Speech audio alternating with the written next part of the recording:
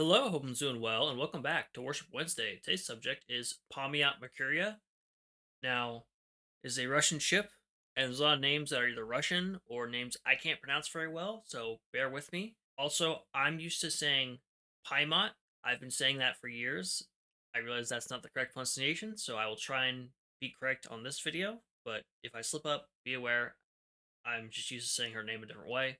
But let's get started. So, Kagul, not quite Pamiat yet, was the fourth member of the Bogotier class of projected cruisers of the Imperial Russian Navy, being laid down August 23rd, 1901, and launching May 20th, 1902, with her commissioning in 1905. On March 25th, 1907, she was renamed to Pamiat Mercuria after the previous old name had been scrapped. Her name roughly means memory of Mercury, as a tribute to the Russian brig Mercury, spelled differently than how we'd spell it, obviously, because Russian. A 20-gun ship that managed to damage two Turkish ships of the line. One had 110 guns, another had 74 guns, before escaping the battle. So, in honor of this one sided fight that the ship managed to fend off the Ottomans, they decided to continue naming ships in honor of this ship. One of Pamiat's earliest engagements was she was escorting five pre dreadnoughts of the Black Sea's fleet when they ran into the SMS Goeben and SMS Breslau. The German battlecruiser and cruiser disengaged fairly quickly into the fight after a hit on Goeben's 15 centimeter casements started ammunition fire.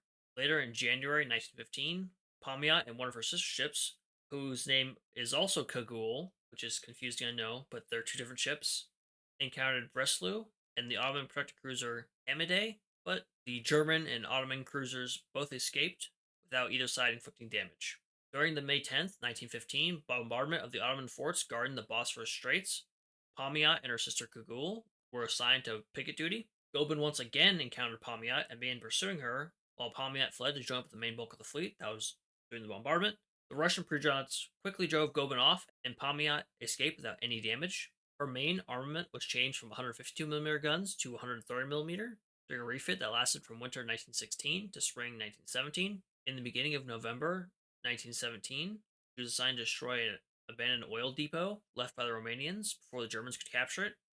However, a submarine alarm that ended up being a false alarm caused her to flee without firing a single shot, but she returned 3 days later to destroy just under half the oil tanks. With the conclusion of World War One and the beginning of the Russian Civil War, Pamiat was initially held by the Whites, and after sabotage attempts to prevent her being used by the Soviets and later a mine detonation, she was severely damaged and captured by the Soviets. And after falling into Soviet hands, she spent years being repaired, with the parts being cannibalized from her much more damaged sisters. And after the Communist International on December 31st, 1922, she was renamed Comintern and was recommissioned in the Soviet Navy in June 1923. In 1930, the now Comintern was converted into a training cruiser, losing four of her boilers with the space being turned into classrooms. Her submerged torpedoes were removed, and she was kitted out with a more modern set of anti-air guns. In 1941, she was refit again to act as a mine layer, but at this point in time, she had lost her boilers, she had been damaged, and she was not in a great condition, so she could only manage about 12 knots. When war came with the Axis, Comintern, along with some destroyers, laid down minefields to protect the port of Sevastopol, then went on to bombard the Romanian coast positions, and spent January 1942 through early March ferrying troops and supplies around the Black Sea. On March 11th, she was damaged by a German air attack, but was still able to sail under her own power. However, further attacks on Comintern led her to being declared not repairable by July 1942. Comintern was stripped in August and September of 1942 with her guns forming coastal defense batteries, and her remaining hulk was sunk at the mouth of the Kobe River to act as a breakwater. Now onto our skills. We're doing both regular Pamiat and Pamiat meta, and their skills are I have here are basically the same thing.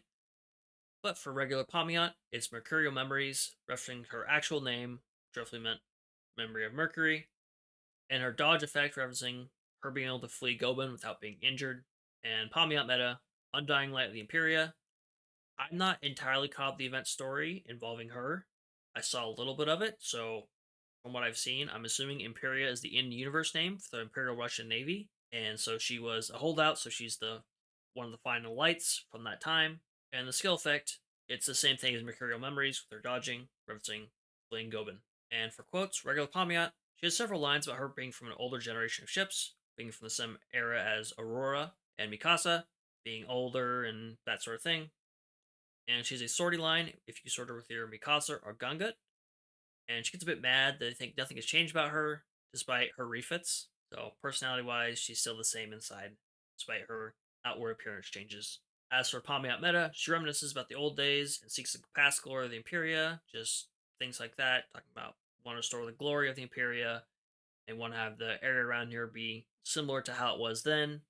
Lots of antiques around, bit of a same type deal as regular Pamiat, just a little different style of saying she's old.